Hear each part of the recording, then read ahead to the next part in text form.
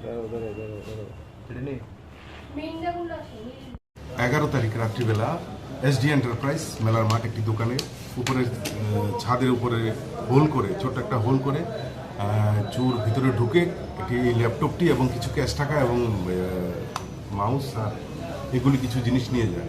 তো পরবর্তী সময়ে এটা নিয়ে একটি সুনির্দিষ্ট একটি আমরা অভিযোগ পাই এবং তার আগেও আমাদের কাছে আরেকটি অভিযোগ ছিল, সেটা হচ্ছে কোর্ট কমপ্লেক্সের ভিতর থেকে কিছু ব্যাটারি চুরি হয়েছে।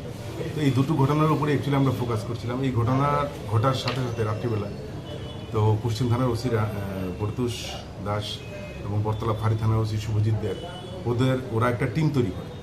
এতে টিম তৈরি করে প্রাথমিকভাবে যে জিনিসটা পাওয়া যায় সেটা হচ্ছে সিসি ফুটেজ থেকে, মানে ওই দোকানের মাঝখানে যে সিসি, সেখান থেকে যে চুরি করেছে অমিত দেব তার ব্যাক সাইড ছবিটা পাওয়া যায়, পেছনের দিকটা পাওয়া যায়।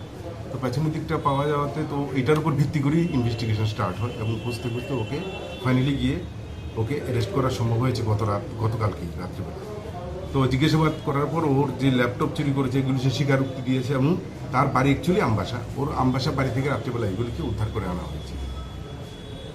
এবং তাকে জিজ্ঞাসাবাদের সাথে সাথে আরেকজনকে পাওয়া যায় যার নাম হচ্ছে দেবনাথ, সজল দেবনাথ নামে আরেকজনকে অ্যারেস্ট করা হয়, যে তার সহযোগী হিসেবে কাজ করেছে এবং আজকে তাদেরকে কোর্টে পাঠানো হচ্ছে পুলিশ রিমান্ডের প্রেয়ার সহ, যাতে অন্যান্য চুরি যে ঘটনাগুলি ঘটেছে শহরে এদের সাথে এদের জড়িত থাকার বিষয়টাকে আমরা একটু গুরুত্ব সহকারে দেখছি।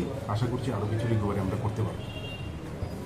ওদের নামগুলো বললাম তো, একজন সজল দেবনাথ আর একজন অমিত দেব। সজলের বাড়ি জিবি এলাকাতে এবং অমিতের বাড়ি আমবাসা। কোথায় থেকে আটক করেছেন?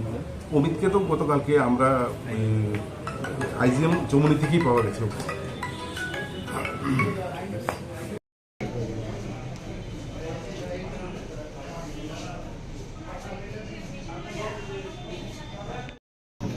এই স্টাফ কই আমনে?